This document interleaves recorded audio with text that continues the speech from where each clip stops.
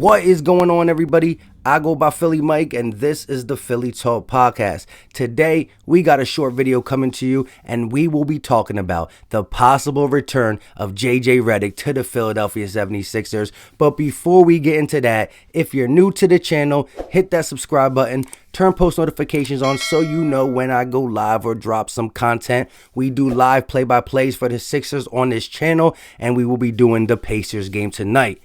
Also, if you've been supporting this channel and you want to keep supporting, do your boy a favor and smash that like button. Let's see if we can get it over 150 likes on this video. With all that being said, let's get into today's topic, which is JJ Redick. So the New Orleans Pelicans have him on the trade block. They're looking to move him to a contender, and 3 teams have been listed as a possible landing spot for JJ Redick: the Philadelphia 76ers, the Boston Celtics, and the Brooklyn Nets. 3 teams that think they can compete in the East, and hey, I can't blame the New Orleans Pelicans for trying to move on from JJ Redick. He costs $13 million this year. He's 36 years old, and they are not in win-now mode. They got B.I., Zion, Lonzo, a lot of young pieces, but these guys got to grow into a winning team. They need a lot more than just a 36-year-old guy who's actually shooting a career low when it comes to 3. He still can do it, but he has been streaky this year. Is that the situation he's in, or is that just the way his career's going at 36? Not everybody could be LeBron James and just balling at 36. We all know that JJ Redick is still a sniper from the three-point line, but he has been and still is a defensive liability. So let me know in the comment section, would you go out and make that trade? And if you would, what would you give up for JJ Redick at 36 years old, and he costs about $13 million?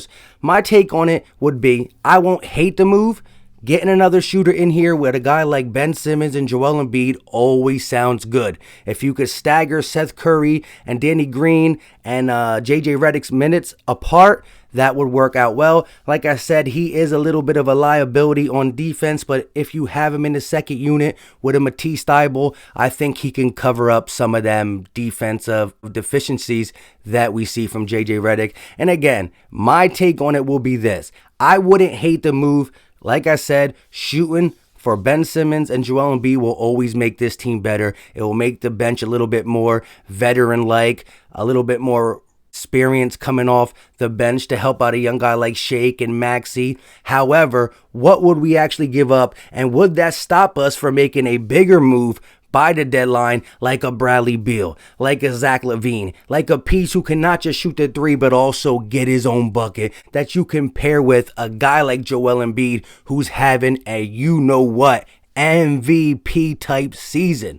So I'm not saying the $13 million trade or whatever assets we would give up would actually hinder us going out there and getting a Bradley Beal or a Zach LaVine with Ben Simmons in the package or without Ben Simmons in the package, or maybe just a role player who still fits this team a little bit more, even though more shooting is always welcome to the Sixers, especially when you got a guy like Embiid who's so dominant in the paint. You get double team, and that's why you got guys like Danny Green, Seth Curry, Shake Milton, even Tobias Harris shooting all-time high at the three-point line because they're wide open. So I wouldn't be mad at it, but like I said, I don't want to go out there and spend this type of draft capital and or pieces if it's going to stop us from doing a different move closer to March when we figure out how this team really is and who is available. Because like I said, Bradley Beal needs to get out of Washington. He's dying over there, averaging 34 points a game, and they only got 3 or 4 wins? Huh? I mean, that is hard to hear, hard to say, but it's the truth. So at the end of the day, I would not be mad if the Sixers went out and traded for JJ Redick. I think that is a pretty good guy to bring off the bench, and I do believe in big situations he will turn it around. He will start shooting better. Like I said, we do got one streaky shooter in Danny Green, but he does do a lot on the defensive side of the ball, unlike JJ Redick. But if you're asking me, let's go do it, I'm so pumped. Not really. So if the Sixers pull the trigger, I wouldn't be mad at it, but I wouldn't make that a priority to do. Now, it would stink to see him go to the Brooklyn Nets and the Boston Celtics and he starts jaying up threes in a big game in the playoff against us. And I do think, he really wanted to come back to Philly. You can hear it in this podcast. He loved the city of Philadelphia. And again, it wouldn't be a bad thing. But if it gets in the way of something bigger in March, I'm not really trying to do it. So in Daryl Morey we trust. Make the right decision. But let me know in the comment section, would you pull the trigger? 36 years old, streaky shooter this year, maybe can turn it around. But again, would you pull the trigger? Let me know all your thoughts in the comment section. That's all I got.